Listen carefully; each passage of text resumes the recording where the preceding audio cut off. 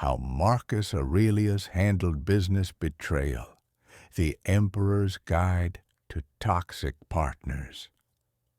When Marcus Aurelius discovered his most trusted general was stealing from the empire and plotting to overthrow him, his response was so unexpected it saved his fortune and changed business history forever.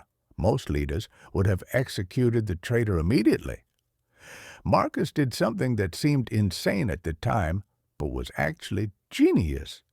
He tried to understand why the betrayal happened and used it to strengthen his empire.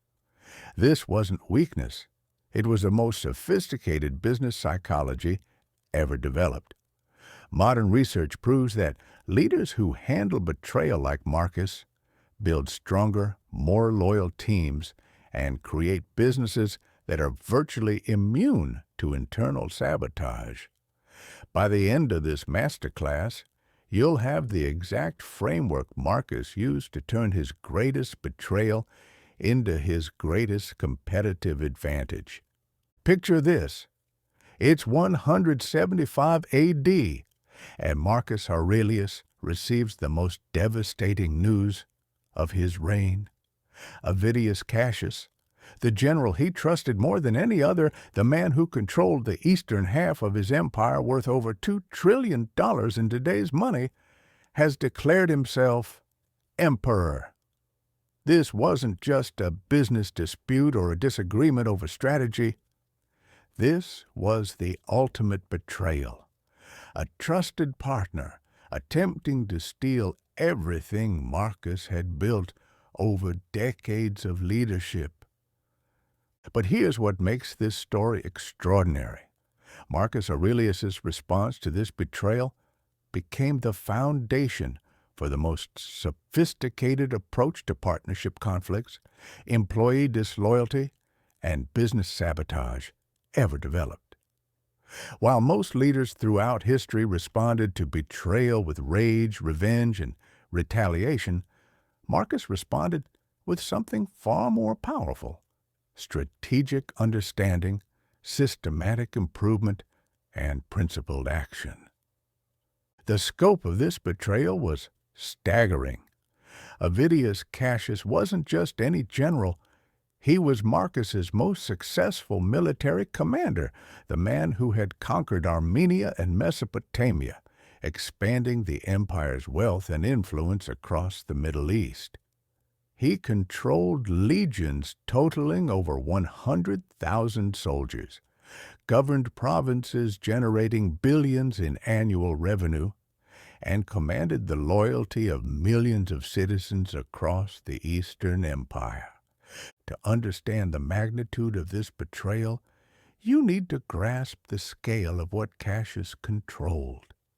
The eastern provinces under his command included Syria, Egypt, and large parts of modern-day Turkey and Iraq, regions that generated approximately 40% of the empire's total revenue. Egypt alone was the empire's breadbasket, producing the grain that fed Rome's million inhabitants. Syria controlled the lucrative trade routes between Europe and Asia, generating massive customs revenues. The combined annual income from these provinces exceeded $150 billion in today's money. Cassius commanded not just military forces, but entire economic ecosystems. He controlled the empire's most productive agricultural regions, its most important trade routes, its most valuable mineral resources, and its most strategic military positions. He had the power to cut off grain shipments to Rome, disrupt trade with Asia, and block access to the empire's eastern frontiers. In modern terms, it would be like the CEO of Amazon's international division suddenly declaring independence and taking control of all operations outside North America. The human resources under Cassius's control were equally impressive. He governed over 20 million people, across dozens of different cultures and languages. His administrative apparatus included thousands of civil servants, tax collectors, judges, and regional governors. His military forces included not just Roman legions, but auxiliary units from across the eastern Mediterranean, giving him access to diverse military expertise and local knowledge that would be crucial in any conflict with Marcus. When Cassius declared himself emperor, he wasn't just challenging Marcus's authority. He was attempting to split the Roman Empire in half, potentially triggering a civil war that could have destroyed the greatest business enterprise in human history. The financial implications were catastrophic. Loss of half the empire's revenue, massive military cost to suppress the rebellion, potential economic collapse from political instability, and the destruction of trade relationships built over centuries. But the implications went far beyond immediate financial losses. A successful rebellion by Cassius would have established a precedent that any regional commander with sufficient resources could challenge central authority. This would have fundamentally undermined the empire's organizational structure and created incentives for other ambitious generals to attempt similar power grabs.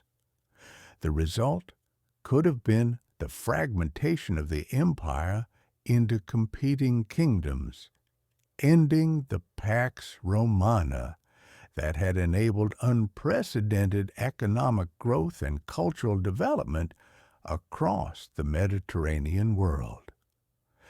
The timing of the betrayal made it even more dangerous. Marcus was campaigning against Germanic tribes along the Danube frontier, far from the eastern provinces where Cassius was based. Communication between the two regions took weeks, giving Cassius time to consolidate his position and build support before Marcus could respond. Moreover, false rumors had spread that Marcus had died in battle, which Cassius used to justify his actions as necessary to prevent chaos and maintain imperial continuity. The psychological impact of the betrayal was perhaps even more devastating than the strategic implications. Cassius wasn't just a subordinate. He was someone Marcus had trusted completely, promoted repeatedly, and relied upon to manage the empire's most important regions. Marcus had given him unprecedented autonomy and authority, treating him almost like a partner rather than an employee. The discovery that this trust had been betrayed struck at the very foundation of Marcus's leadership philosophy and forced him to question his judgment about people and relationships. Historical sources suggest that Marcus was genuinely shocked by the betrayal. According to the historian Cassius Dio, when Marcus first received news of the rebellion, he refused to believe it, insisting that there must be some misunderstanding. He had such confidence in Cassius's loyalty that he initially assumed the reports were either false or that Cassius was being coerced by others. Only when multiple independent sources confirmed the rebellion did Marcus accept the reality of what had happened. This initial disbelief reveals something important about the nature of trust in high-stakes business relationships. The people who are most capable of devastating betrayal are often those who have been given the most trust and authority. They have access to sensitive information, control over critical resources, and deep knowledge of organizational vulnerabilities. This creates what security experts call the insider threat. The risk that trusted individuals will use their privileged access to harm the organizations that have empowered them. Modern research on workplace betrayal confirms that the most damaging betrayals typically come from highly trusted individuals rather than obvious troublemakers. Dr. Sandra Robinson's studies show that employees who commit serious acts of betrayal are often those who have been given significant responsibility, have access to valuable resources, and have developed close relationships with leadership. The reason is simple. These individuals have both the opportunity and the capability to cause maximum damage. This creates a fundamental dilemma for leaders. The people you need to trust most are also the people who can hurt you most. You can't build successful organizations without delegating authority and empowering others. But every act of delegation creates potential vulnerabilities. The challenge is to find ways to enable trust and empowerment while maintaining appropriate safeguards and oversight.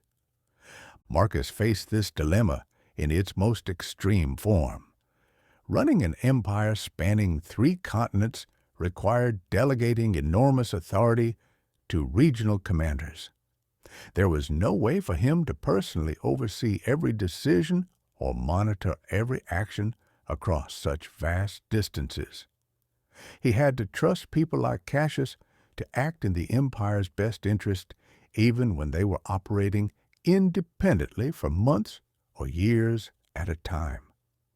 The betrayal forced Marcus to confront the limitations of his leadership model and to develop new approaches to managing trust and authority in complex organizations. But rather than responding by centralizing power or reducing delegation, which would have made the empire less effective, he chose to improve his systems for selecting, developing, and monitoring trusted leaders. This response reveals one of the most important insights from Marcus's approach to betrayal. The goal isn't to eliminate the possibility of betrayal, but to build organizations that can survive and learn from betrayal when it occurs. Perfect trust is impossible in complex organizations, but resilient trust that can be damaged and rebuilt, tested and strengthened, is both possible and essential for long-term success. The historical record shows that Marcus spent considerable time analyzing what had gone wrong with Cassius and how similar problems could be prevented in the future. He examined the warning signs he had missed, the organizational structures that had enabled the betrayal, and the communication failures that had allowed problems to fester without being addressed.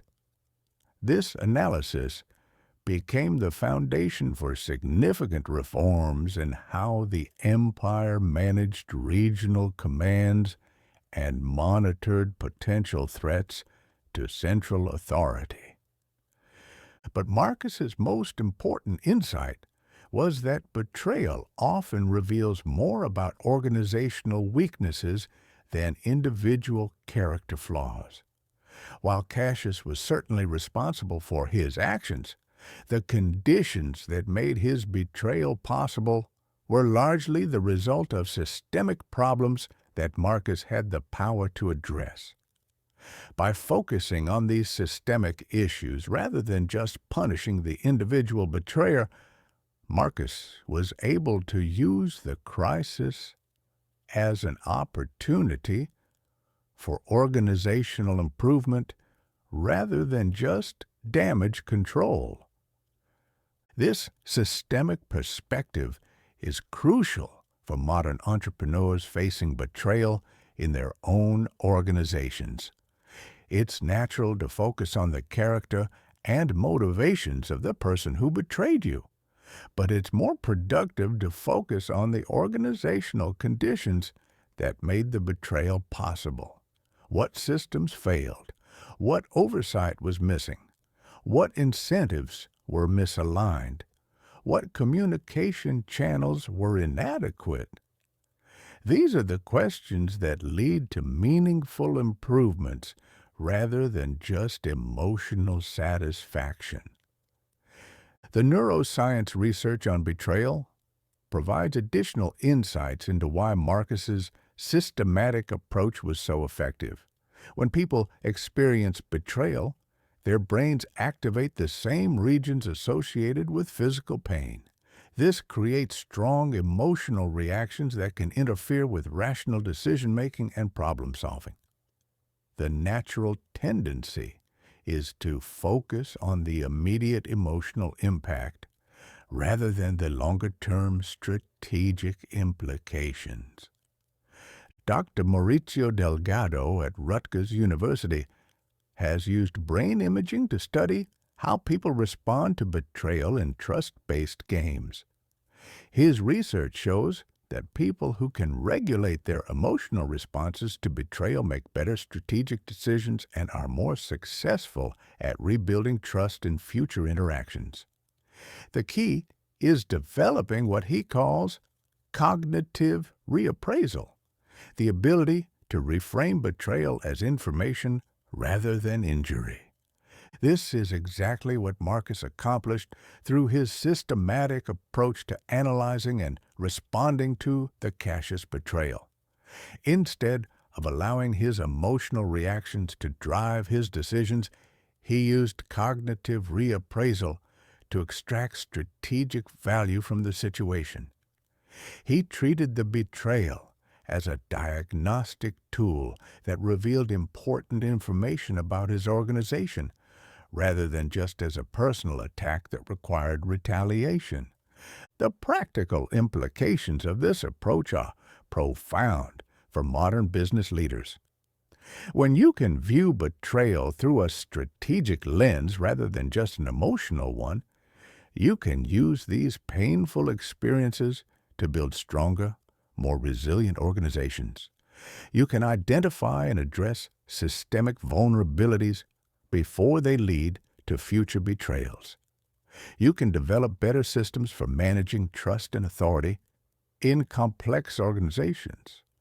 And you can create cultures that are more resistant to the kind of toxic dynamics that often lead to betrayal in the first place. Most emperors would have immediately mobilized their armies, declared Cassius a traitor, and launched a brutal campaign to crush the rebellion. Augustus would have had him assassinated. Caligula would have tortured his family. Nero would have burned his cities. But Marcus Aurelius did something that shocked his advisors and changed the course of business history. He tried to understand why the betrayal happened. But here's what most business schools don't teach you about this story. Marcus's response wasn't driven by weakness or naivety. It was driven by the most sophisticated understanding of human psychology and organizational dynamics ever applied to leadership. Marcus understood that betrayal doesn't happen in a vacuum. It's always a symptom of deeper systemic problems that, if addressed properly, can make an organization stronger rather than weaker. The historical context here is crucial because it reveals why Marcus's approach was so revolutionary. In the ancient world, betrayal was typically handled through what historians call exemplary punishment, making the traitor's suffering so severe that it would deter future betrayals. Emperors would crucify rebels, execute their families, and destroy their cities to send a message that disloyalty would not be tolerated. But Marcus had studied the long-term effects of this approach, and he realized it created more problems than it solved. Exemplary punishment might deter open rebellion, but it also created a culture of fear that stifled innovation. discouraged honest feedback and drove potential problems underground where they could fester and grow. Leaders who ruled through fear might maintain short-term control, but they never built the kind of loyalty and commitment necessary for sustainable success. Marcus understood something that modern organizational psychology has now proven. The way leaders respond to betrayal determines whether their organizations become stronger or weaker over time. Leaders who respond with revenge create cultures of fear and mistrust. Leaders who respond with understanding and systematic improvement create cultures of loyalty and resilience. The real secret isn't what you think, though. The real secret isn't that Marcus was unusually forgiving or that he had some special ability to see the good in people. The real secret is that he had developed a systematic framework for analyzing betrayal that allowed him to extract maximum value from even the most devastating setbacks. He understood that every betrayal contains valuable information about organizational weaknesses, leadership blind spots, and systemic vulnerabilities that, if properly analyzed, can be used to build stronger, more resilient enterprises. This framework, which we can reconstruct from his personal writings and historical accounts of his actions, consists of 5 distinct steps that modern entrepreneurs can apply to any situation involving partnership conflicts, employee disloyalty, or business sabotage. But before we dive into the framework itself, we need to understand the psychology behind why betrayal happens in the first place. The psychology of business betrayal is far more complex than most entrepreneurs realize. It's not simply a matter of good people versus bad people or loyal employees versus disloyal ones. Betrayal typically emerges from a combination of psychological, organizational, and situational factors that create what researchers call betrayal conditions, circumstances that make even fundamentally good people more likely to act against their partner's interests. Dr. Sandra Robinson at the University of British Columbia has spent over 2 decades studying workplace betrayal and has identified several key patterns that predict when trusted employees or partners are most likely to turn against their organizations. The first pattern is what she calls psychological contract violation. The perception that implicit promises or expectations have been broken, even when no explicit agreements were violated. In Cassius's case, historical evidence suggests he believed Marcus had promised him greater autonomy and recognition for his military successes. When those expectations weren't met, he began to feel that his loyalty was being taken for granted and his contributions undervalued. This created resentment that festered over time until it exploded into open rebellion. The second pattern is moral disengagement, the psychological process by which people justify actions they would normally consider wrong. Cassius likely convinced himself that Marcus was a weak leader who was damaging the empire, and that his rebellion was actually a patriotic act designed to save Rome from incompetent leadership. This allowed him to reframe his betrayal as a noble sacrifice rather than a selfish power grab. The third pattern is opportunity amplification, the presence of circumstances that make betrayal seem both possible and profitable. Cassius controlled vast military and economic resources, operated far from Marcus's direct oversight, and had received false reports that Marcus had died during a military campaign. These factors combined to create a window of opportunity that made rebellion seem not just possible, but potentially successful.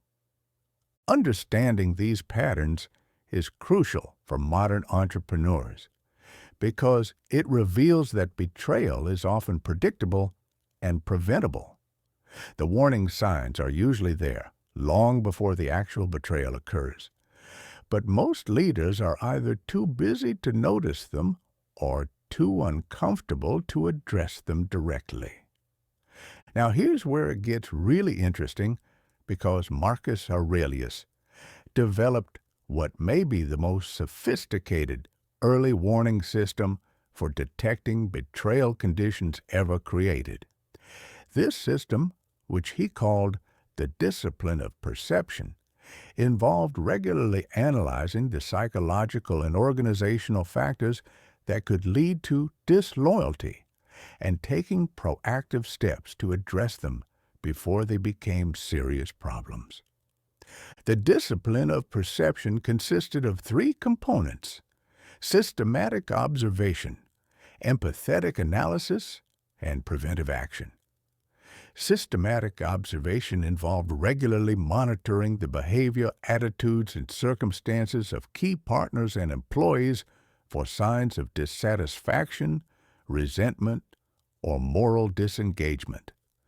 This wasn't spying or surveillance.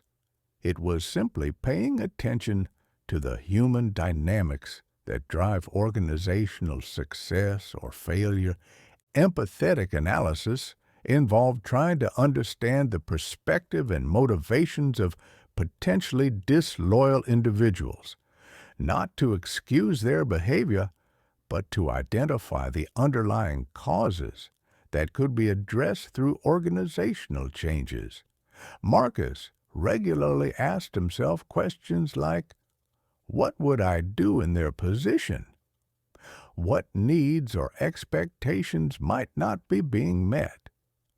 What circumstances might be creating pressure or temptation? Preventive action involved making systematic changes to address identified risk factors before they led to actual betrayal. This might include clarifying expectations, adjusting compensation or recognition systems, improving communication channels, or restructuring roles and responsibilities to reduce temptation or opportunity for misconduct. But there's one crucial principle that changes everything about how you approach these situations, and it's something that Marcus discovered through years of applying Stoic philosophy to leadership challenges. He realized that the goal isn't to prevent all betrayal. That's impossible and would require creating such a restrictive, paranoid environment that it would stifle the very innovation and initiative that make organizations successful. Instead, the goal is to create what Marcus called anti-fragile loyalty, organizational cultures that become stronger when tested by betrayal rather than weaker. This requires a fundamentally different approach to partnership and employment relationships, one based on shared values and mutual benefit, rather than fear and control. Marcus understood that true loyalty can't be commanded or coerced. It can only be earned through consistent demonstration of character, competence, and care for others' well-being. Leaders who try to prevent betrayal through surveillance, threats, or restrictive contracts often create the very conditions that make betrayal more likely. They signal distrust, which breeds distrust in return. They focus on controlling behavior rather than aligning interests, which creates adversarial rather than collaborative relationships. The entrepreneurs who understand this principle build organizations that are naturally resistant to betrayal because they're built on foundations of mutual respect, shared purpose, and aligned incentives.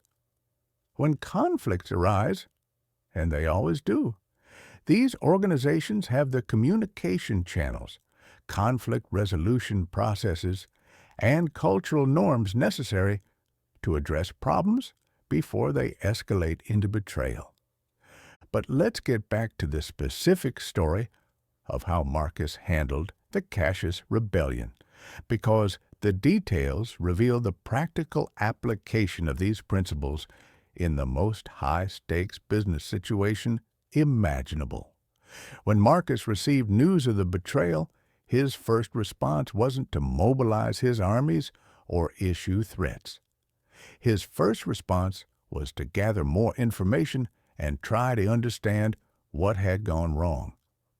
Marcus sent trusted advisors to investigate the situation and report back on Cassius's motivations, the level of support he had among the Eastern legions, and the specific grievances that had led to the rebellion. He wanted to understand not just what had happened, but why it had happened and what it revealed about weaknesses in his leadership or organizational structure. What he discovered was troubling but instructive. Cassius had been operating with minimal oversight for years, making major decisions without consultation and accumulating power that rivaled Marcus's own. The eastern provinces had become essentially autonomous under Cassius's leadership, creating a parallel power structure that competed with rather than supported the central government. More importantly, Marcus discovered that many of Cassius's grievances were legitimate. The general felt underappreciated despite his military successes, excluded from major strategic decisions despite his expertise, and constrained by bureaucratic processes that slowed his ability to respond to threats and opportunities in his region. This information could have been devastating to a leader focused on blame and punishment. But for Marcus, it was invaluable intelligence that revealed specific areas where his leadership and organizational design could be improved. Instead of seeing the betrayal as a personal attack, he saw it as a diagnostic tool that revealed systemic problems he needed to address. Here's the mistake that destroys most entrepreneurs when they face betrayal. They make it personal. They focus on the character flaws of the betrayer rather than the organizational conditions that made betrayal possible. They seek revenge rather than improvement. They try to punish the symptom rather than cure the disease. This approach might provide short-term emotional satisfaction, but it's strategically counterproductive. It doesn't address the underlying problems that led to the betrayal, which means similar problems are likely to recur. It creates a culture of fear that discourages honest feedback and open communication, and it wastes valuable energy and resources on backward-looking punishment rather than forward-looking improvement. Marcus avoided this trap through what he called the discipline of action, a systematic approach to responding to betrayal that focused on learning, improvement, and strengthening rather than blame, punishment, and revenge. This discipline consisted of 5 specific steps that modern entrepreneurs can apply to any betrayal situation. Step 1 was understand their perspective. Instead of immediately condemning Cassius as evil or disloyal, Marcus tried to understand the logic behind his actions. What circumstances had led him to believe that rebellion was justified or necessary? What needs or expectations had been unmet? What pressures or temptations had influenced his decision-making? The depth of Marcus's investigation into Cassius's motivations was remarkable. He sent trusted advisors to interview people who had worked closely with Cassius to examine his correspondence and official records and to understand the specific circumstances that had led to the rebellion. What they discovered was a complex web of factors that had gradually eroded Cassius's loyalty over several years. First, there were legitimate grievances about autonomy and recognition. Cassius had been operating with minimal oversight for years, making major strategic decisions independently and achieving significant military and economic successes. However, he felt that his achievements weren't being adequately recognized by the central government, and that his requests for additional resources and authority were being ignored or delayed by bureaucratic processes. Second, there were communication failures that had allowed misunderstandings to fester. Cassius had developed different strategic priorities than Marcus, particularly regarding how aggressively to expand into Parthian territory and how to manage relationships with local client kings. These differences had never been directly addressed through open dialogue, leading Cassius to believe that Marcus didn't trust his judgment or value his expertise. Third, there were personal and political pressures that had influenced Cassius's decision-making. He was facing criticism from some senators who questioned his aggressive military tactics, and he was concerned that political changes in Rome might lead to his recall or demotion.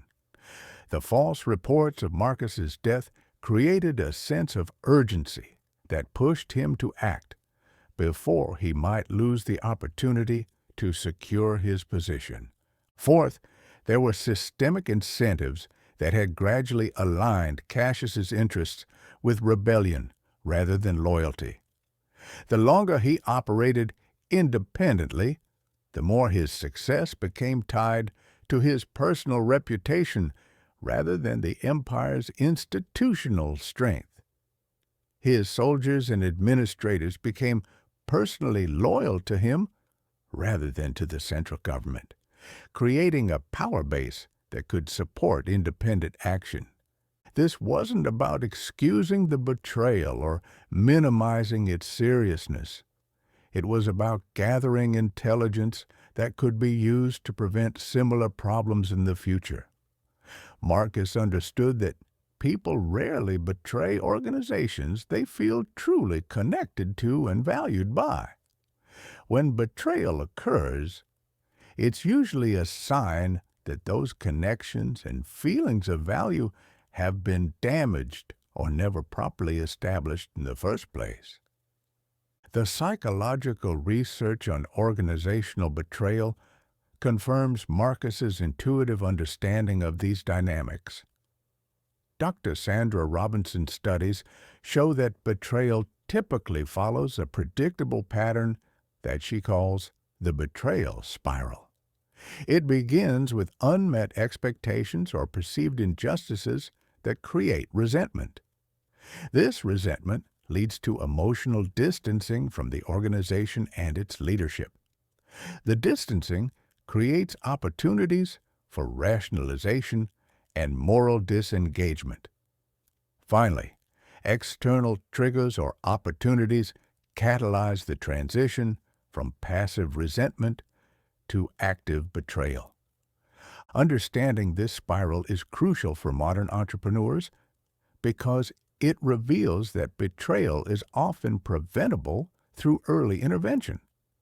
The warning signs are usually visible long before the actual betrayal occurs, but they require leaders who are paying attention to relationship dynamics and organizational culture, not just financial metrics and operational performance. Marcus's investigation revealed that all the elements of the betrayal spiral had been present in Cassius's situation for years. The unmet expectations around recognition and autonomy had created resentment. The communication failures had led to emotional distancing. The systemic incentives had enabled rationalization. The false reports of Marcus's death had provided the external trigger that catalyzed action. But here's what makes Marcus's approach so sophisticated. He didn't just identify these factors after the betrayal occurred. He used this analysis to develop systems for detecting and addressing similar patterns before they led to future betrayals. He created what we would now call an early warning system for organizational disloyalty. This early warning system consisted of several components. First, regular communication protocols that ensured important leaders had direct access to Marcus and felt heard on strategic issues. Second, recognition and reward systems that aligned individual success with organizational success, rather than creating competing loyalties. Third, oversight mechanisms that provided accountability without micromanagement. Fourth, succession planning and rotation policies that prevented any individual from accumulating too much independent power. The modern applications of this approach are profound. Entrepreneurs who understand the betrayal spiral can implement similar early warning systems in their own organizations. They can create communication channels that surface problems before they become crises. They can design incentive systems that align individual and organizational interests. They can establish oversight mechanisms that provide accountability without stifling autonomy. And they can develop leadership development programs that build loyalty to the organization's mission, rather than just to individual leaders. But the most important insight from Marcus's investigation is that understanding the betrayer's perspective doesn't mean accepting their justifications or excusing their actions. It means gathering the information necessary to prevent similar problems in the future. When you understand why betrayal happened, you can address the root causes rather than just treating the symptoms. This distinction is crucial because many leaders avoid trying to understand betrayal because they think it means being soft or permissive. But Marcus's approach was neither soft nor permissive. It was strategic.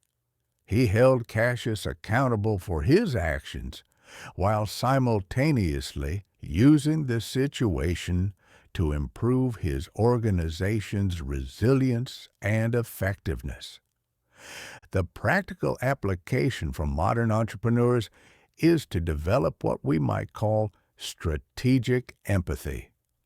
The ability to understand others' perspectives, not to excuse their behavior, but to extract actionable intelligence that can improve organizational performance. This requires separating the emotional impact of betrayal from the strategic analysis of its causes and implications. Strategic empathy involves asking specific questions about the betrayer's situation and motivations. What legitimate needs or expectations were unmet? What communication failures contributed to the problem? What systemic incentives might have encouraged disloyalty? What external pressures or opportunities influenced their decision-making? What warning signs were missed or ignored? The answers to these questions provide a roadmap for organizational improvement that goes far beyond just punishing the individual betrayer. They reveal systemic vulnerabilities that can be addressed, communication processes that can be improved, incentive structures that can be realigned, and early warning systems that can be implemented. This approach requires a level of emotional regulation and strategic thinking that most leaders find challenging, especially in the immediate aftermath of betrayal, when emotions are running high.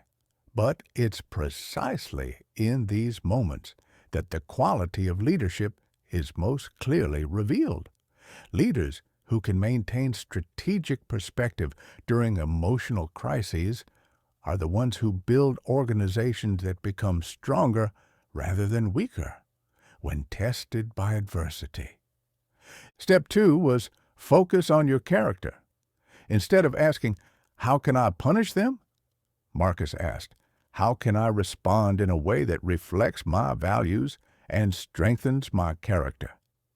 He understood that his response to betrayal would be watched closely by everyone in his organization and would set the tone for how future conflicts would be handled. The character focus was perhaps the most challenging aspect of Marcus's approach because it required him to act according to his principles even when he was feeling hurt, angry, and betrayed. The natural human response to betrayal is retaliation, to hurt the person who hurt you, to make them pay for their disloyalty, to demonstrate your power and their vulnerability. But Marcus understood that giving in to these natural impulses would ultimately weaken rather than strengthen his position. Marcus chose to respond with what the Stoics called virtue under pressure, demonstrating courage, wisdom, justice, and self-discipline even in the most challenging circumstances. This meant avoiding emotional reactions, gathering facts before making decisions, considering the long-term consequences of his actions, and treating even his betrayers with basic human dignity. The courage component involved facing the betrayal directly rather than avoiding it or delegating the response to others.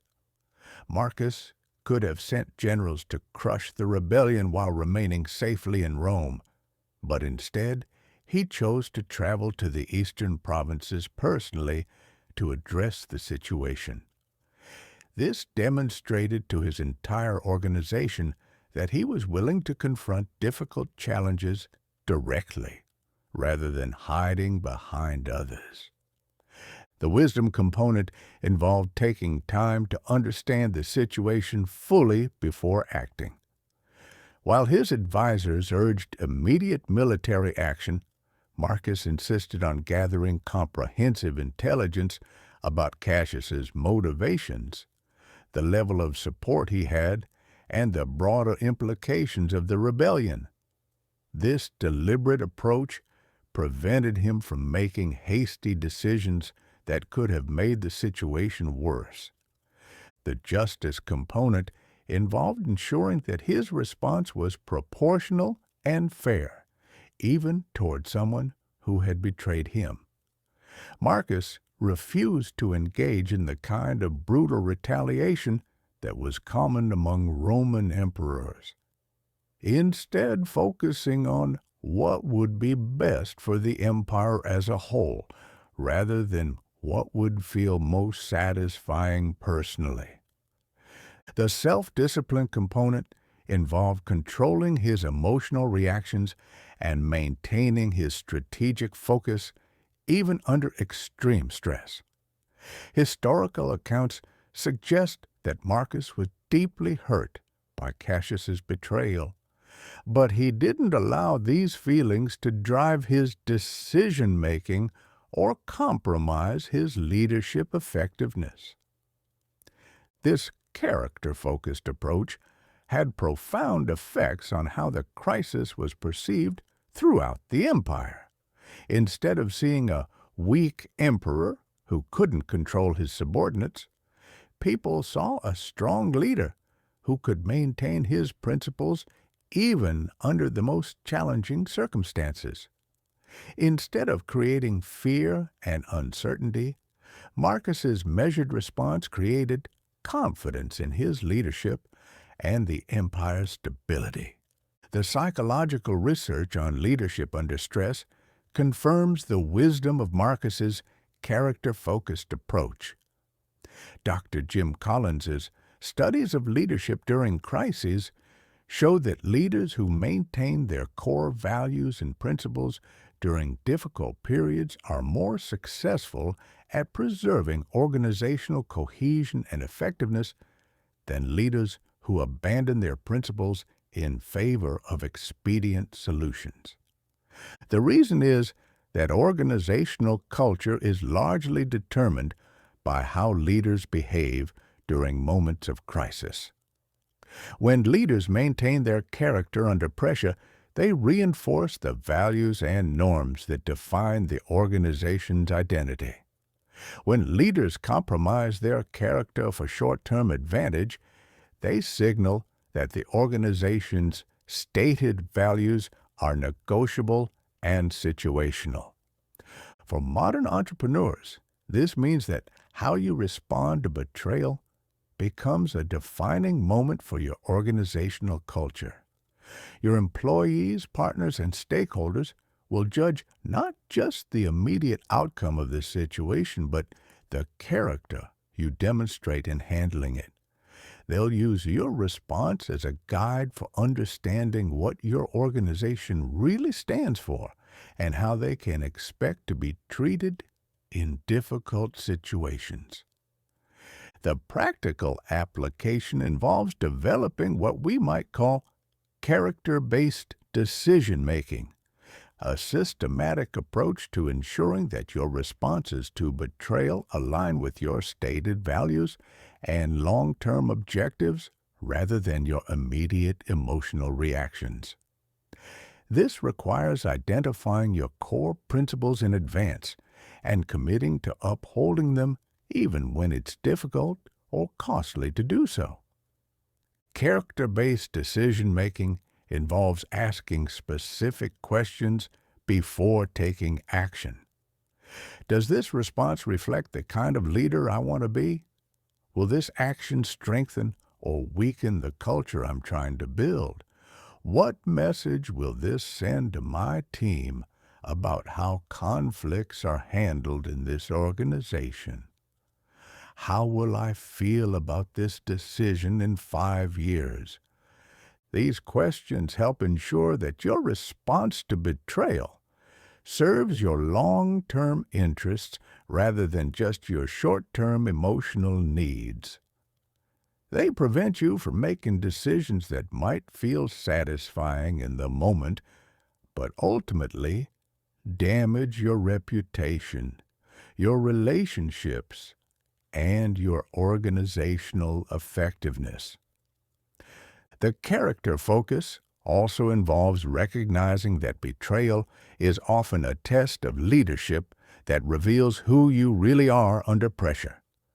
Leaders who pass this test by maintaining their principles and demonstrating virtue under stress often emerge stronger and more respected than they were before the betrayal occurred. Leaders who fail this test by compromising their character for revenge or expedience often find that the betrayal becomes just the first in a series of organizational problems that ultimately undermine their success. Marcus understood this dynamic and used the Cassius betrayal as an opportunity to demonstrate the kind of leader he was and the kind of organization he was building. His character-focused response became a defining moment that strengthened rather than weakened his position and created a legacy of principled leadership that influenced Roman culture for generations. Step 3 was learn the lesson. Marcus asked himself what the betrayal revealed about his leadership, his organizational design, and his decision-making processes. What blind spots had been exposed? What systems needed to be strengthened? What communication channels needed to be improved? What incentive structures needed to be realigned?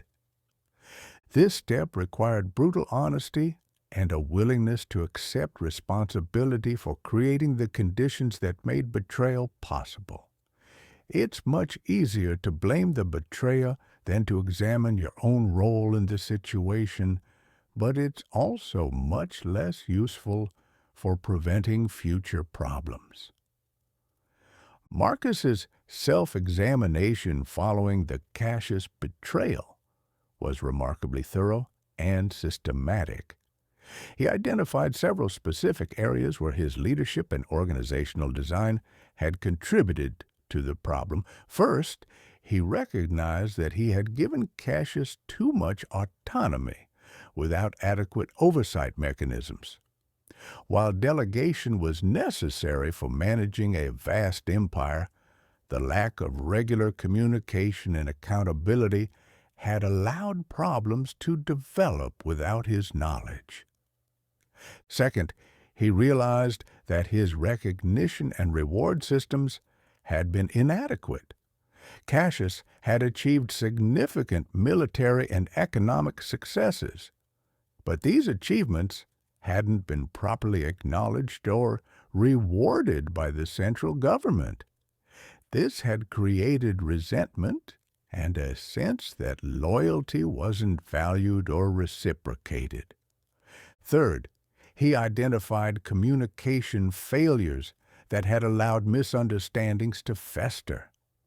Strategic disagreements between him and Cassius had never been directly addressed through open dialogue. Instead, they had been handled through bureaucratic channels that diluted the message and prevented real resolution of the underlying issues. Fourth, he recognized that his succession planning and leadership development systems were inadequate. He had become too dependent on individual leaders like Cassius, without developing sufficient depth in his leadership bench. This created vulnerabilities when key leaders became disloyal or unavailable. Fifth, he realized that his organizational structure created perverse incentives that could encourage disloyalty. Regional commanders who achieved success became personally powerful and developed independent power bases that could compete with central authority. The system rewarded individual achievement without adequately reinforcing institutional loyalty. The learning process wasn't just about identifying problems.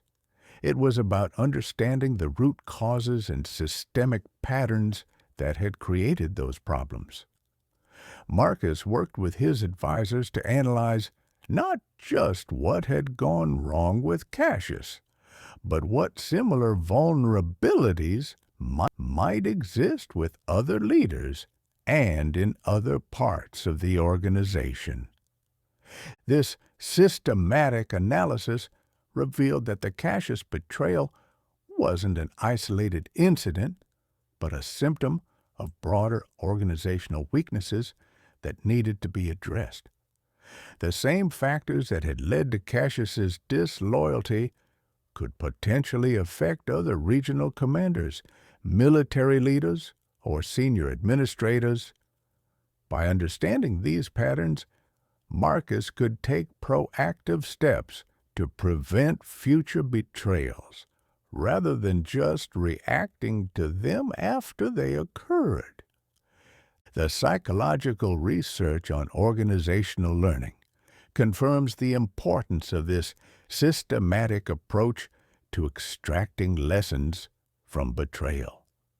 Dr. Chris Argyris at Harvard Business School distinguished between single-loop learning, fixing immediate problems, and double-loop learning, examining the underlying assumptions and systems that created those problems in the first place. Single-loop learning in response to betrayal might involve punishing the betrayer and implementing specific controls to prevent similar actions. Double-loop learning involves examining the organizational culture, incentive systems, communication patterns, and leadership practices that made betrayal possible and attractive. Marcus's approach exemplified double-loop learning. He didn't just focus on preventing another Cassius-type rebellion. He examined the entire system of imperial governance to identify and address the root causes that could lead to any type of disloyalty or organizational dysfunction. For modern entrepreneurs, this learning-focused approach is crucial for turning betrayal into competitive advantage. The organizations that emerge stronger from betrayal are those that use these painful experiences as opportunities for systematic improvement rather than just damage control. The practical application involves conducting what we might call a betrayal audit, a comprehensive examination of the organizational factors that contributed to the betrayal.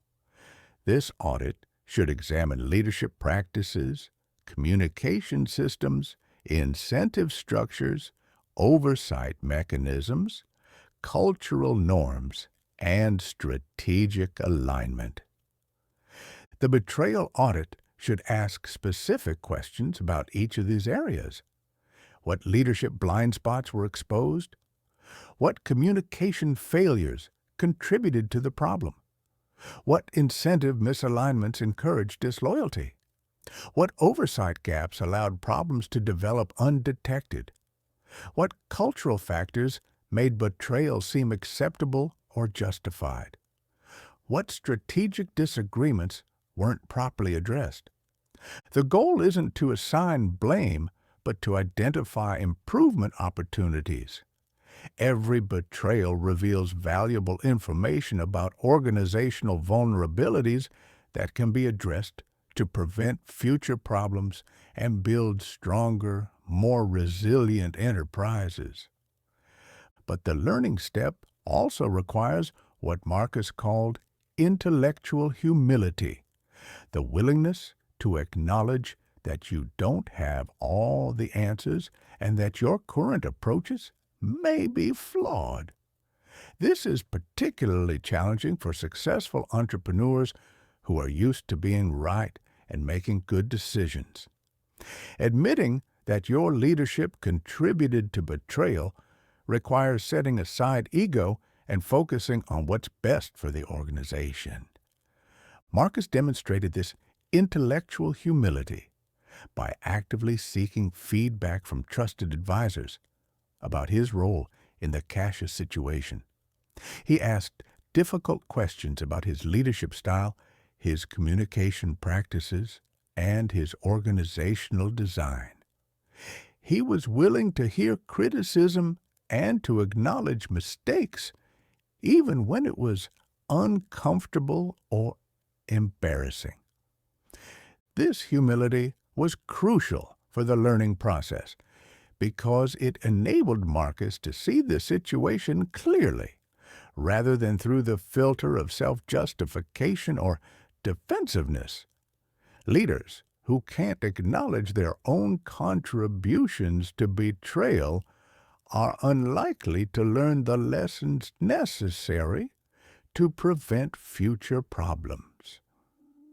The modern application involves developing what we might call learning-oriented leadership, an approach that treats every significant organizational challenge, including betrayal, as an opportunity for improvement rather than just a problem to be solved. This requires creating cultures where honest feedback is valued, where mistakes are treated as learning opportunities, and where continuous improvement is prioritized over ego protection. Learning-oriented leaders ask different questions when betrayal occurs. Instead of, "How can I punish them?" they ask, "What can I learn from this?" Instead of, "How can I prevent this specific problem from recurring?" they ask, "What systemic improvements can I make to build a stronger organization?" Instead of, "How can I protect my reputation?" they ask, "How can I use this experience to become a better leader?" These questions lead to very different outcomes. Leaders who focus on punishment and blame often find that betrayal becomes a recurring problem because they never address the root causes. Leaders who focus on learning and improvement often find that betrayal becomes a catalyst for building stronger, more resilient organizations that are better equipped to handle future challenges. Step 4 was strengthen the system. Based on the lessons learned, Marcus made systematic changes to address the vulnerabilities that had been exposed. He restructured the command system to provide better oversight of regional commanders. He improved communication channels between the central government and the provinces. He clarified expectations and decision-making authority to reduce ambiguity and conflict. These weren't just reactive fixes. They were proactive improvements that made the entire organization more resilient and effective. Marcus understood that the best response to betrayal is to use it as an opportunity to build something better than what existed before. The specific reforms Marcus implemented following the Cassius betrayal were comprehensive and far-reaching.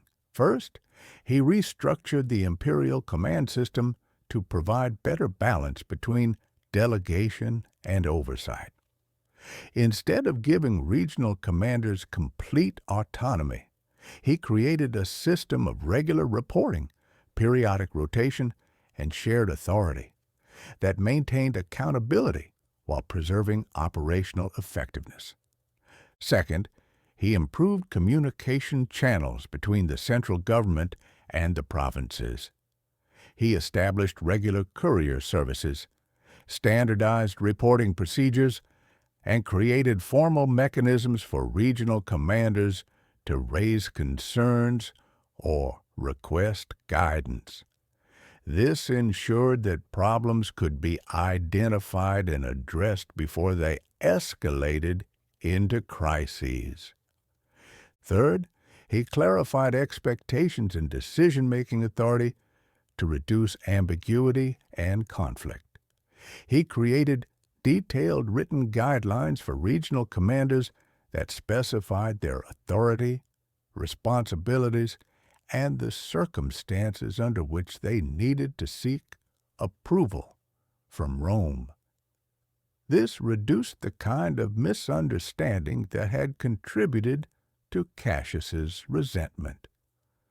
Fourth, he strengthened recognition and reward systems to ensure that loyalty and achievement were properly acknowledged. He created formal mechanisms for recognizing successful commanders, established clear criteria for promotion and advancement, and ensured that rewards were tied to both individual performance and institutional loyalty. Fifth, he improved succession planning and leadership development to reduce dependence on individual leaders. He created systematic programs for identifying and developing future leaders, established rotation policies that prevented any individual from accumulating too much independent power, and built redundancy into critical positions. Sixth, he reformed incentive structures to align individual success with institutional success. He modified compensation systems, promotion criteria, and performance metrics to reward collaboration and institutional loyalty, rather than just individual achievement. The implementation of these reforms required significant time, resources, and a political capital. Many of the changes were initially resisted by regional commanders who preferred the previous system of greater autonomy. But Marcus persisted because he understood that short-term resistance was preferable to long-term vulnerability to betrayal. The results of these systematic improvements were remarkable. The Roman Empire experienced significantly fewer rebellions and internal conflicts in the years following the Cassius incident. Regional commanders became more collaborative and less likely to develop independent power bases. Communication between the center and the periphery improved dramatically, and the overall effectiveness of imperial governance increased substantially. But perhaps most importantly, the reforms created what we would now call organizational resilience, the ability to withstand and recover from internal and external shocks. The empire became less dependent on any individual leader and more capable of maintaining stability and effectiveness, even when key personnel were lost or became disloyal. The psychological research on organizational resilience confirms the wisdom of Marcus's systematic approach to strengthening systems following betrayal. Dr. Nassim Taleb's work on anti-fragility shows that organizations can be designed to become stronger rather than weaker when exposed to stress and adversity. Anti-fragile organizations share several characteristics that Marcus built into his reformed imperial system. They have redundancy in critical functions, so the loss of any individual doesn't create catastrophic failure. They have feedback mechanisms that detect problems early and enable rapid response. They have adaptive capacity that allows them to modify their operations based on changing circumstances. And they have learning systems that extract value from negative experiences. For modern entrepreneurs, the system strengthening step is often the most challenging because it requires significant investment in organizational infrastructure that may not provide immediate returns. It's much easier to focus on punishing the betrayer and moving on than to undertake the systematic work of building stronger, more resilient organizations. But this investment in system strengthening is what separates organizations that are repeatedly victimized by betrayal from those that use betrayal as a catalyst for improvement. The entrepreneurs who understand this principle build businesses that become progressively more resistant to internal threats and more capable of maintaining performance even under stress. The practical application involves conducting what we might call a resilience audit, a systematic examination of organizational vulnerabilities, and the development of specific improvements to address them. This audit should examine all the areas that contributed to the betrayal and identify concrete steps to strengthen each one. The resilience audit should result in a comprehensive improvement plan that addresses leadership development, communication systems, oversight mechanisms, incentive structures, cultural norms, and strategic alignment. The plan should include specific timelines, resource requirements, and success metrics to ensure that improvements are actually implemented rather than just discussed. But the system strengthening step also requires what Marcus called strategic patience, the willingness to invest in long-term improvements even when they don't provide immediate benefits. Many of the reforms Marcus implemented took years to show their full effects, but they ultimately created an organizational foundation that lasted for centuries. Modern entrepreneurs need this same strategic patience when strengthening their systems following betrayal. The improvements that prevent future betrayals often require significant upfront investment in training, systems, processes, and culture change. The benefits may not be immediately visible, but they compound over time to create substantial competitive advantages. The system strengthening step also involves recognizing that betrayal often reveals opportunities for innovation and improvement that wouldn't have been apparent otherwise. The crisis forces leaders to examine their organizations more critically and to consider changes that they might have avoided under normal circumstances. Marcus used the Cassius betrayal as an opportunity to implement reforms that he had been considering for years but hadn't prioritized. The crisis created the urgency and political support necessary to make significant changes that improved the empire's long-term effectiveness and stability. Modern entrepreneurs can apply this same principle by using betrayal as a catalyst for organizational improvements that they've been postponing or avoiding. The crisis creates an opportunity to address systemic problems, implement new technologies, restructure operations, or change cultural norms in ways that might have been difficult under normal circumstances. Step 5 was move forward.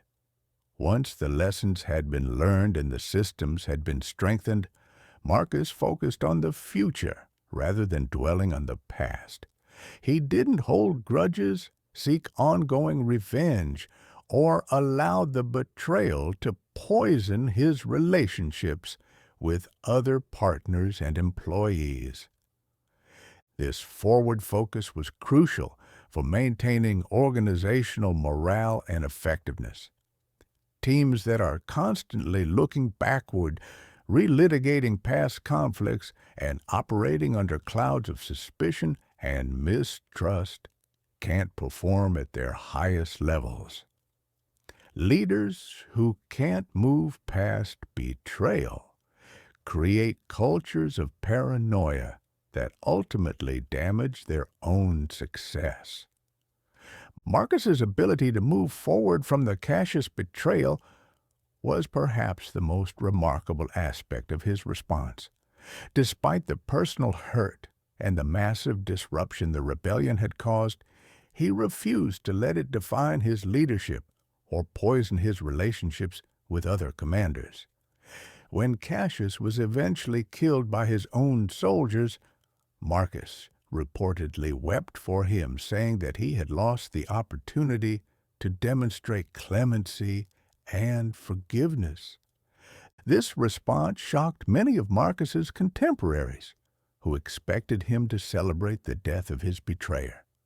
But Marcus understood that holding on to anger and resentment would ultimately harm him more than it would harm anyone else. He chose to focus on the positive changes that had emerged from the crisis rather than dwelling on the negative emotions it had generated. The forward focus involves several specific practices that modern entrepreneurs can adapt to their own situations.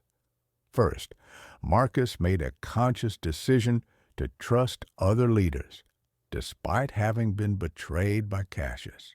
He didn't allow the betrayal to make him paranoid or suspicious of everyone around him. Instead, he used the improved systems he had implemented to enable appropriate trust while maintaining necessary oversight.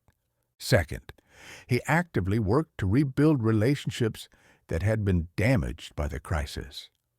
The Cassius rebellion had created uncertainty and fear throughout the empire, and many regional commanders were worried about how Marcus would treat them going forward.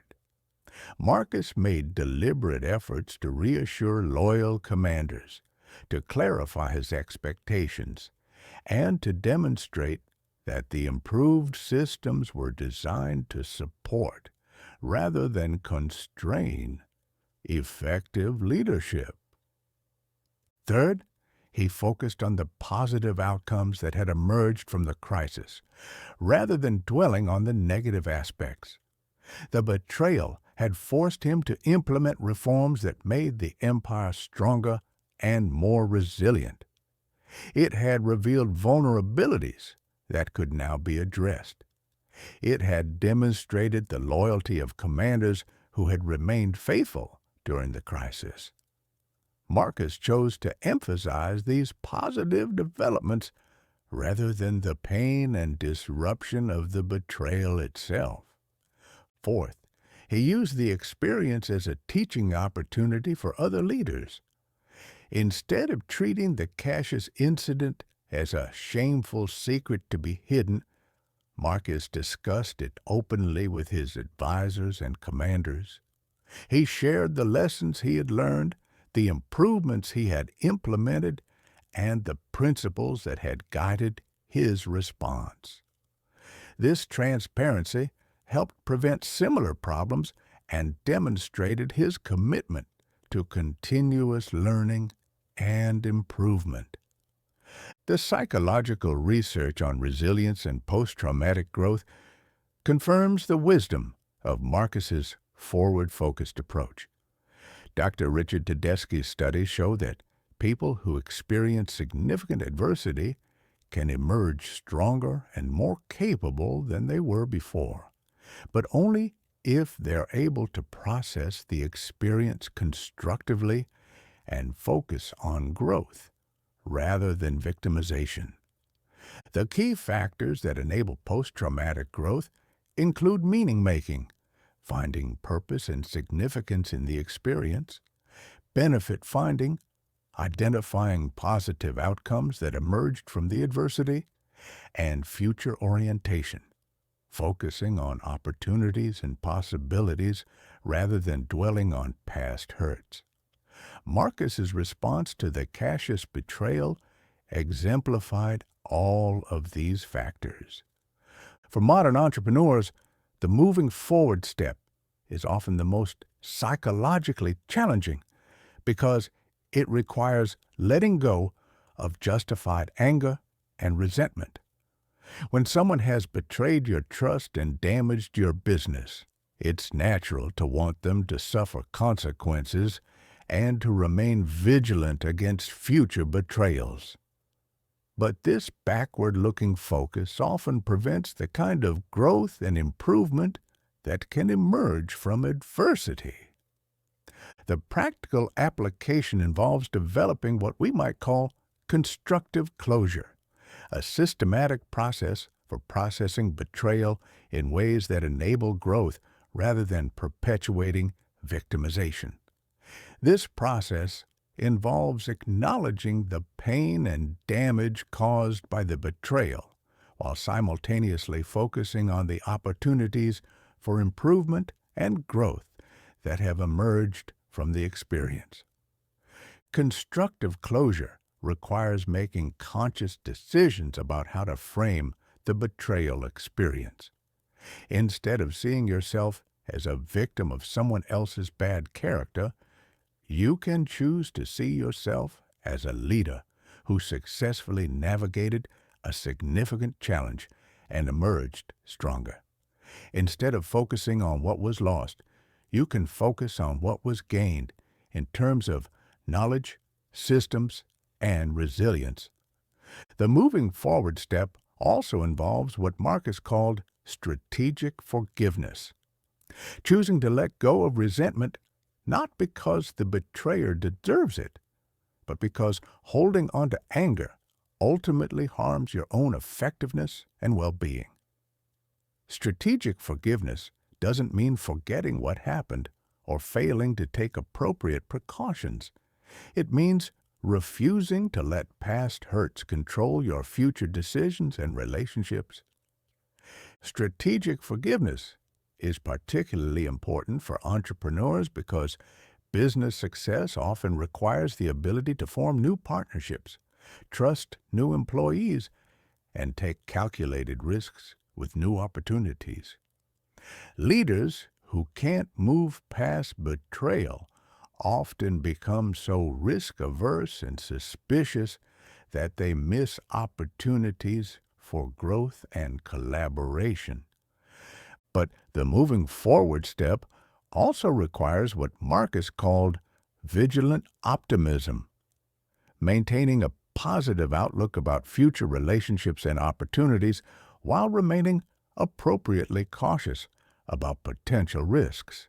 This involves trusting but verifying, hoping for the best while preparing for the worst, and remaining open to new partnerships while maintaining appropriate safeguards. The balance between trust and caution is crucial for long-term success. Leaders who become too trusting after betrayal often repeat the same mistakes and experience additional betrayals. Leaders who become too cautious often miss opportunities and create cultures of suspicion that undermine performance. The goal is to find the optimal balance that enables growth while providing appropriate protection.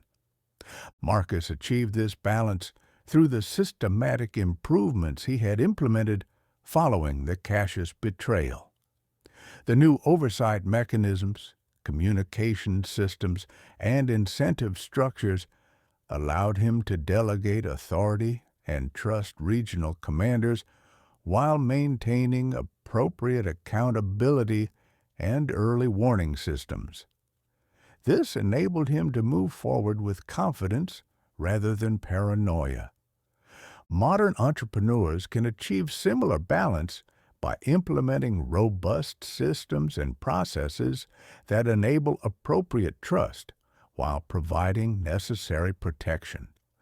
This might include better due diligence processes for new partnerships, improved communication and reporting systems for key employees, stronger legal protections for intellectual property and trade secrets, and more sophisticated financial controls and oversight mechanisms.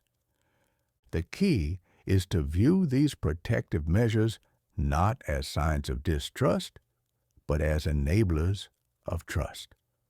When you have appropriate safeguards in place, you can afford to be more open and collaborative because you know that problems will be detected early and addressed quickly. The systems provide the confidence necessary to take calculated risks and form new relationships. But perhaps most importantly, the moving forward step involves recognizing that betrayal is often a necessary part of the entrepreneurial journey. Every successful business leader will face betrayal at some point, and the ability to handle it constructively is what separates those who build lasting success from those who are derailed by setbacks. Marcus understood this principle and used the Cassius betrayal as an opportunity to develop the kind of character and systems that would serve him well throughout his reign. He didn't see the betrayal as a failure of his leadership, but as a test that revealed areas for improvement and growth. This perspective enabled him to extract maximum value from a painful experience and to build an empire that was stronger and more resilient as a result. The advanced strategy that separates successful leaders from those who are destroyed by betrayal is this understanding of betrayal as information rather than injury. When you can view betrayal as a diagnostic tool that reveals organizational weaknesses, you can use it to build stronger, more resilient enterprises. When you view it only as a personal attack, you miss the opportunity for improvement and often make the same mistakes that led to the original betrayal. But the most powerful technique is still coming, and it's something that Marcus discovered through his response to the Cassius Rebellion. He realized that the way leaders handle betrayal sends powerful signals throughout their organizations about their character, their values, and their approach to conflict resolution. These signals have far-reaching effects on organizational culture, employee loyalty, and long-term success. When Marcus chose to respond to Cassius's betrayal with understanding rather than revenge, with systematic improvement rather than emotional reaction, he sent a message to everyone in his organization that conflicts would be handled fairly, that mistakes could be learning opportunities rather than career-ending disasters, and that the emperor was more interested in building a strong empire than in protecting his ego. This message had profound effects on organizational culture. Employees became more willing to report problems and suggest improvements because they knew they wouldn't be punished for bringing bad news. Regional commanders became more collaborative because they knew their concerns would be heard and addressed.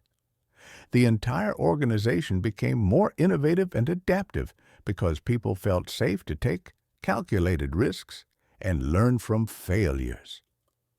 The psychological research on this is fascinating and confirms Marcus's intuitive understanding of organizational dynamics.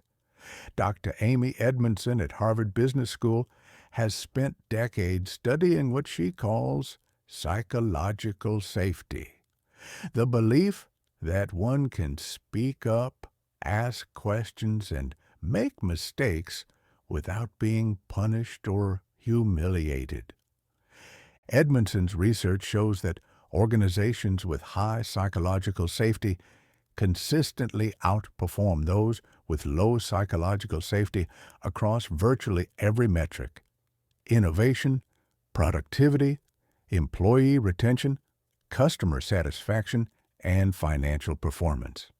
The reason is that psychological safety enables the kind of open communication, collaborative problem-solving, and continuous learning that drive organizational excellence.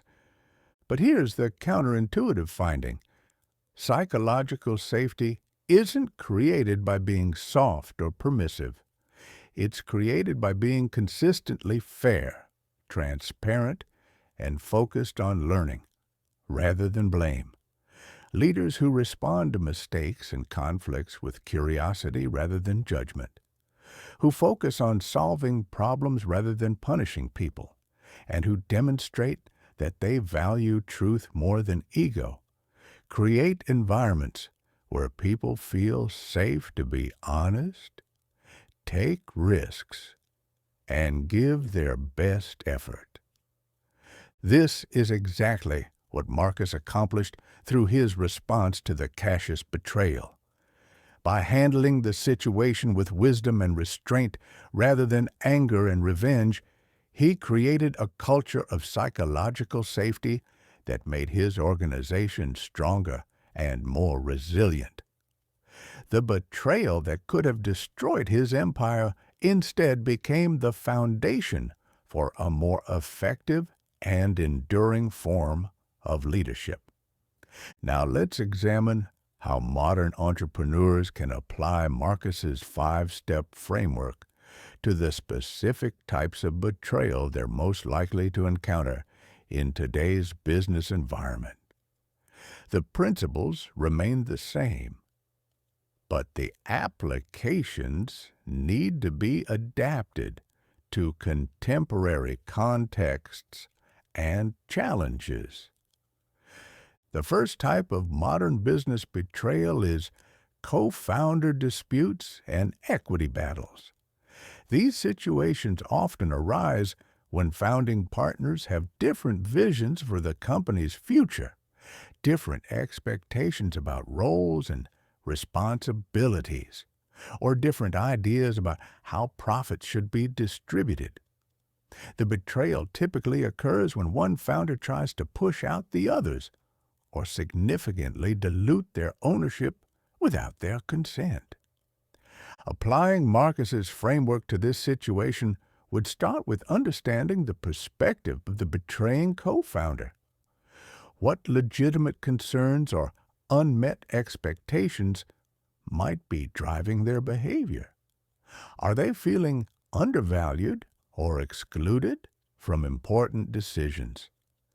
Do they believe the company is heading in the wrong direction? Are there personal or financial pressures influencing their actions? The second step would be focusing on your own character and values. How can you respond in a way that reflects your principles and maintains your integrity? This might mean avoiding the temptation to engage in public mudslinging, refusing to use underhanded tactics even if your co-founder is using them, and maintaining professionalism even in the face of personal attacks.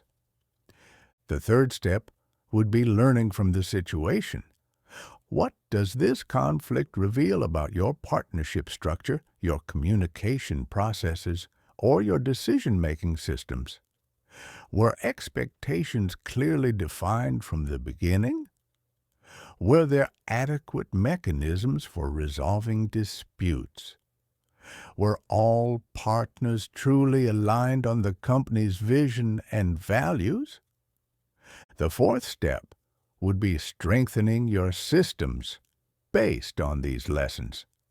This might involve revising partnership agreements, implementing better communication protocols, establishing clearer decision-making processes, or bringing in outside advisors to help mediate future conflicts. The fifth step would be moving forward constructively, whether that means repairing the partnership or ending it amicably. The goal is to resolve the situation in a way that allows everyone to focus on building value rather than destroying it. The second type of modern business betrayal is employee theft and corporate espionage. This can range from relatively minor issues like expense account fraud to major problems like stealing trade secrets or customer lists to start competing businesses. These situations are particularly challenging because they involve violations of trust by people you've invested in and relied upon. Applying Marcus's framework here would start with understanding why the employee felt justified in their actions. Were they feeling underpaid or underappreciated? Did they believe they weren't getting credit for their contributions? Were there personal financial pressures that influenced their decision-making? Understanding these factors doesn't excuse the behavior, but it can help prevent similar problems in the future. The character focus would involve responding professionally and legally rather than emotionally. This means following proper procedures for investigating and documenting the theft, working with legal counsel to protect your interests, and avoiding the temptation to retaliate in ways that could expose you to liability. The learning component would involve examining what the theft reveals about your hiring processes, your internal controls, your compensation systems, and your company culture. Were there warning signs that were missed? Are there gaps in your security or oversight systems? Are your employees feeling adequately valued and fairly compensated? The system strengthening would involve implementing better background checks, improving internal controls, enhancing security measures, and addressing any cultural or compensation issues that might have contributed to the problem. The moving forward component would involve rebuilding trust and morale within your team while taking appropriate legal action to protect your business interests. The goal is to handle the situation in a way that deters future problems without creating a culture of suspicion and mistrust. The third type of modern business betrayal is board conflicts and investor betrayals. These situations often arise when investors try to remove founders from leadership positions, dilute their ownership through down rounds, or change the company's direction in ways that conflict with the founder's vision. These betrayals can be particularly devastating because they often involve people who are supposed to be partners and supporters. Applying Marcus's framework to investor betrayals would start with understanding the investor's perspective and motivations. Are they genuinely concerned about the company's performance and direction? Are there market conditions or competitive pressures that are influencing their decisions? Are there personal or portfolio considerations that are driving their actions? The character focus would involve maintaining professionalism and integrity even when you feel personally attacked or unfairly treated. This means avoiding public disputes that could damage the company's reputation, working within proper governance structures even when you disagree with decisions, and focusing on what's best for the business rather than what feels emotionally satisfying. The learning component would involve examining what the conflict reveals about your board composition, your governance structures, your communication with investors, and your alignment on strategic direction. Were expectations clearly set from the beginning? Were there adequate mechanisms for resolving disputes? Were all parties truly aligned on the company's mission and values? The system strengthening would involve improving board governance, enhancing investor communication, clarifying decision-making processes, and ensuring better alignment between management and investors on strategic direction and expectations. The moving forward component would involve either repairing the relationships and rebuilding trust, or transitioning to new investors who are better aligned with your vision and values. The goal is to create a governance structure that supports rather than undermines the company's success. The fourth type of modern business betrayal is family business conflicts. These situations are particularly complex because they involve both business and personal relationships, making it difficult to separate professional disagreements from family dynamics. The betrayals often involve family members using their personal relationships to gain unfair advantages or to undermine other family members' business interests.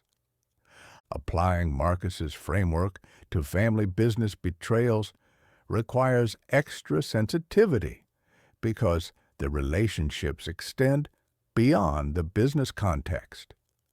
Understanding the betrayer's perspective might involve recognizing family dynamics, generational differences, or personal insecurities that are influencing their business behavior. The character focus becomes even more important in family contexts because your response will affect not just business relationships, but family relationships for years to come. This means being especially careful to separate business issues from personal issues, to treat family members with respect even when you disagree with their actions, and to focus on solutions that preserve both business value and family harmony when possible. The learning component might reveal issues with family governance structures, succession planning, role definitions, or communication patterns that need to be addressed to prevent future conflicts. The system strengthening might involve implementing family employment policies, establishing clear governance structures, creating conflict resolution mechanisms, or bringing in outside advisors to help mediate family business issues.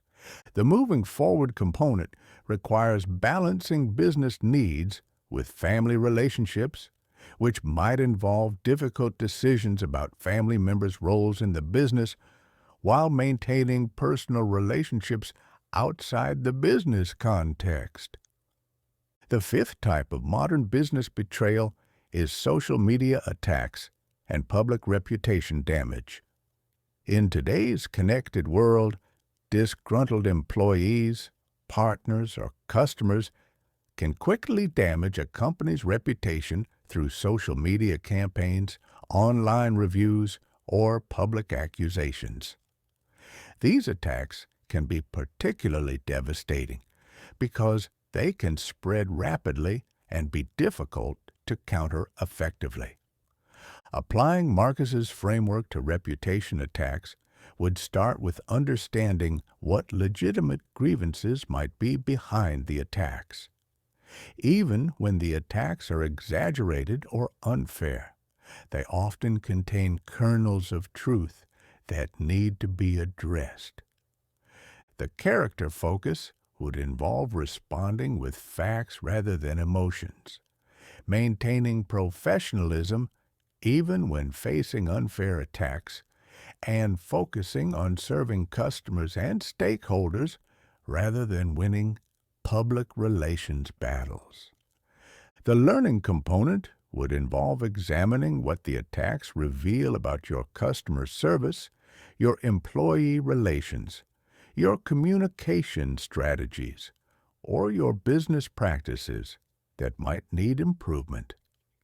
The system strengthening would involve improving customer service processes, enhancing employee satisfaction, developing better communication strategies, and creating systems for monitoring and responding to online reputation issues.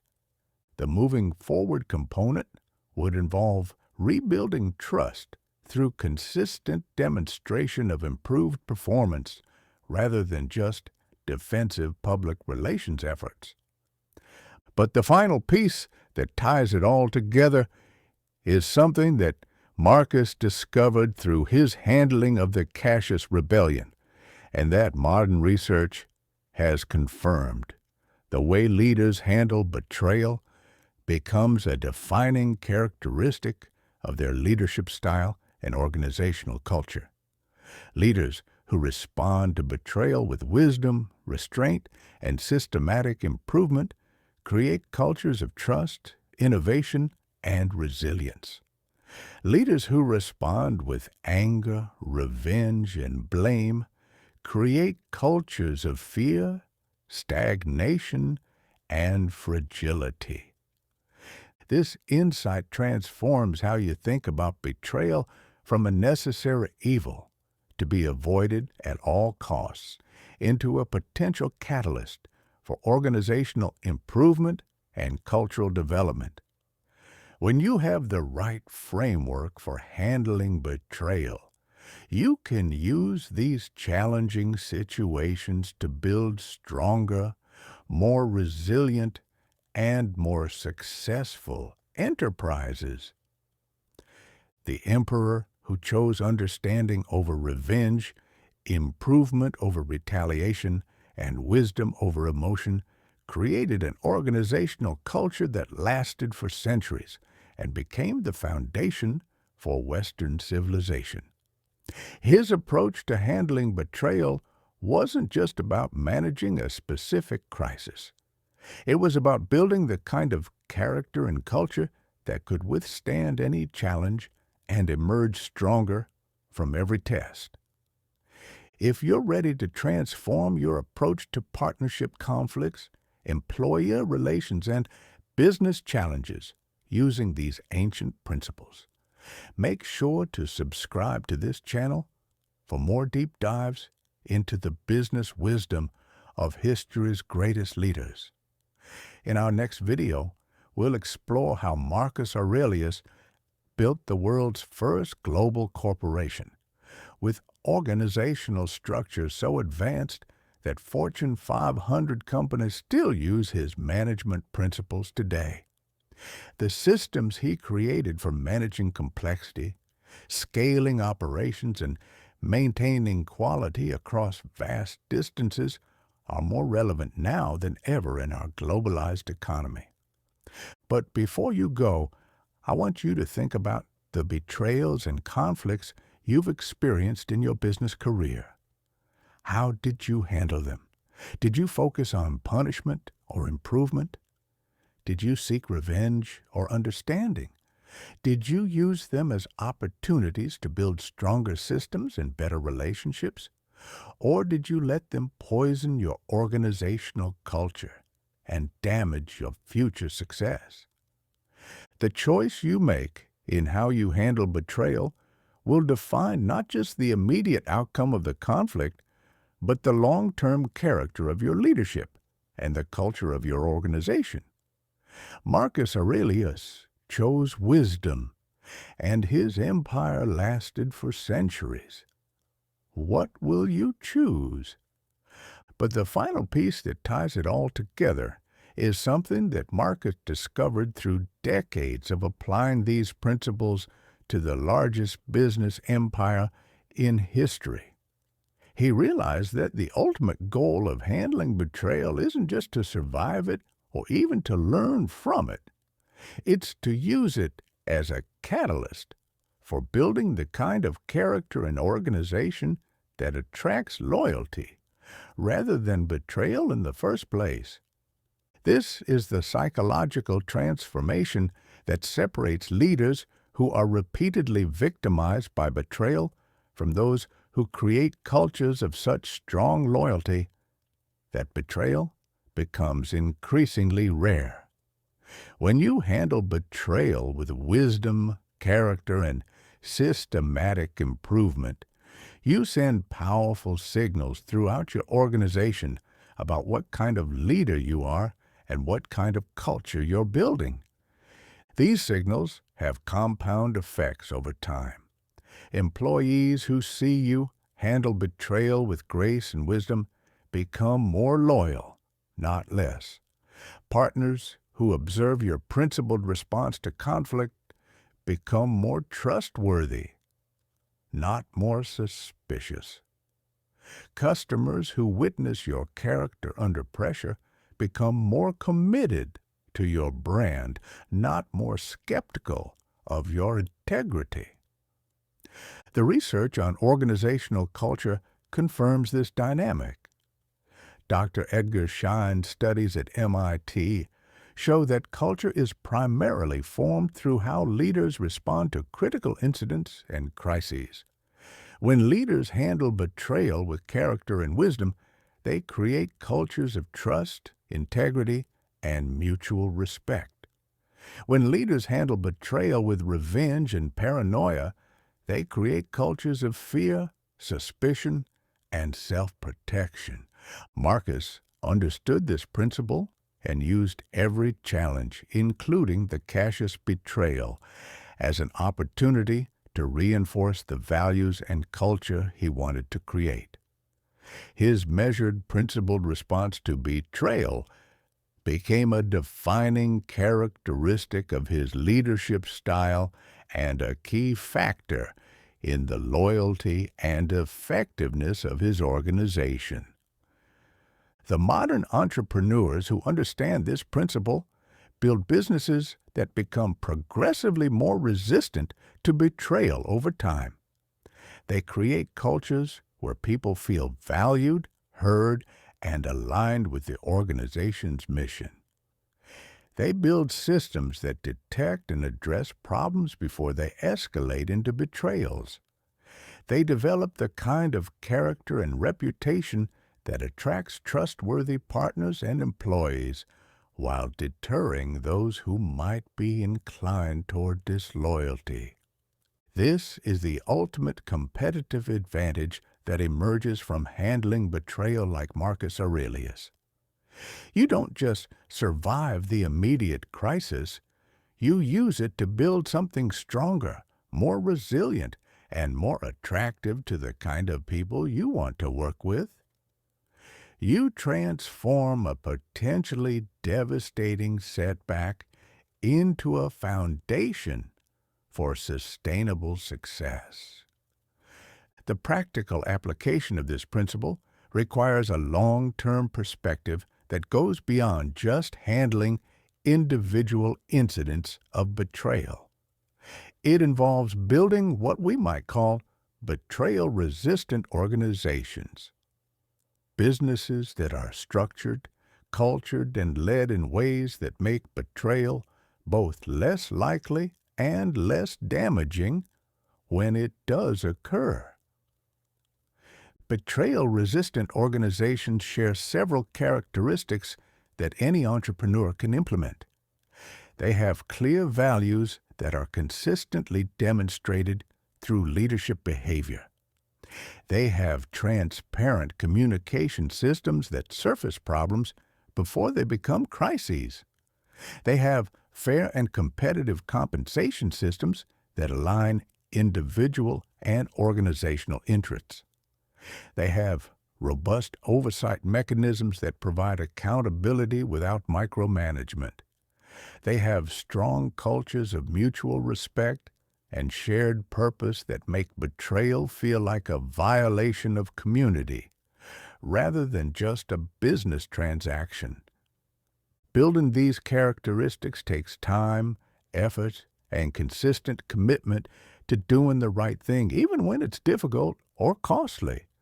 But the investment pays compound returns over time as the organization becomes progressively more attractive to trustworthy people and more resistant to those who might be inclined toward betrayal.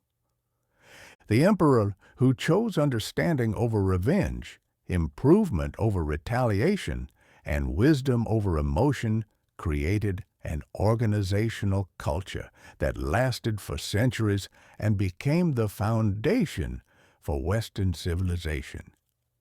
His approach to handling betrayal wasn't just about managing a specific crisis. It was about building the kind of character and culture that could withstand any challenge and emerge stronger from every test. If you're ready to transform your approach to partnership conflicts, employee relations, and business challenges using these ancient principles, I want you to take action right now. Don't wait until you face your next betrayal to start implementing these frameworks. The time to build betrayal-resistant organizations is before you need them, not after you've been hurt. Here's your immediate action plan. First, conduct a betrayal vulnerability audit of your current organization. Examine your communication systems, incentive structures, oversight mechanisms, and cultural norms. Identify areas where problems could develop undetected or where individual and organizational interests might become misaligned. Use this audit to prioritize improvements that will make your organization more resilient. Second, develop your character-based decision-making framework. Identify your core values and principles and commit to upholding them even when it's difficult or costly. Practice asking the right questions when conflicts arise. How can I respond in a way that reflects my values? What can I learn from this situation? How can I use this challenge to build a stronger organization? Third, implement early warning systems that can detect betrayal conditions before they escalate into actual betrayals. Create regular communication channels with key employees and partners. Establish feedback mechanisms that surface problems and concerns. Monitor the warning signs of the betrayal spiral, unmet expectations, emotional distancing, rationalization, and external triggers. Fourth, strengthen your organizational systems based on the lessons from Marcus's reforms. Improve your communication channels. Clarify expectations and authority. Enhance recognition and reward systems. Develop succession planning and leadership development programs. And align incentive structures with organizational goals. Fifth, practice strategic forgiveness and constructive closure when betrayals do occur. Focus on learning and improvement rather than blame and punishment. Use betrayal as information rather than injury. Move forward with vigilant optimism rather than paranoid suspicion. Do this systematically and consistently and watch how it transforms not just your ability to handle betrayal, but your entire organizational culture and effectiveness. You'll find yourself attracting more trustworthy partners and employees. You'll develop the kind of reputation that deters potential betrayers while attracting loyal supporters. You'll build businesses that become stronger rather than weaker when tested by adversity. But don't just take my word for it. The historical evidence is compelling. The psychological research is clear, and the modern examples are undeniable. Leaders who handle betrayal like Marcus Aurelius build more successful, more resilient, and more fulfilling organizations than those who respond with revenge and paranoia. The only question is whether you're willing to embrace this approach and use it to unlock your full potential as a leader. If you found this deep dive into Marcus Aurelius's approach to betrayal valuable, make sure to subscribe to this channel for more explorations of ancient wisdom applied to modern business challenges. Hit the notification bell so you don't miss our next video, where we'll examine how Marcus built the world's first global corporation, with organizational structures so advanced that Fortune 500 companies still use his management principles today. And if you're serious about implementing these betrayal handling principles in your own business, I've created a comprehensive resource called the Marcus Aurelius Betrayal Response Framework that walks you through each step of the 5-part process with specific worksheets, assessment tools, and implementation guides. You can download it using the link in the description below. But before you go, I want you to reflect on the betrayals you've experienced in your business career. How did you handle them? Did you focus on punishment or improvement? Did you seek revenge or understanding? Did you use them as opportunities to build stronger systems and better relationships? Or did you let them poison your organizational culture and damage your future success. More importantly, how will you handle the next betrayal you face? Because you will face betrayal again. Every successful entrepreneur does. The question is whether you'll be prepared to handle it like Marcus Aurelius, using it as a catalyst for growth and improvement, or whether you'll react emotionally and miss the opportunity to build something stronger. The choice you make will define not just the immediate outcome of the conflict, but the long-term character of your leadership and the culture of your organization. Marcus Aurelius chose wisdom, and his empire lasted for centuries. What will you choose? Remember, every betrayal is an opportunity to demonstrate your character, improve your systems, and strengthen your organization. The question isn't whether you'll face betrayal in your business career. You will. The question is whether you'll use it to become stronger or allow it to make you weaker. The choice, as always, is yours. The clock is ticking. Your next test is coming. Your character is waiting to be revealed.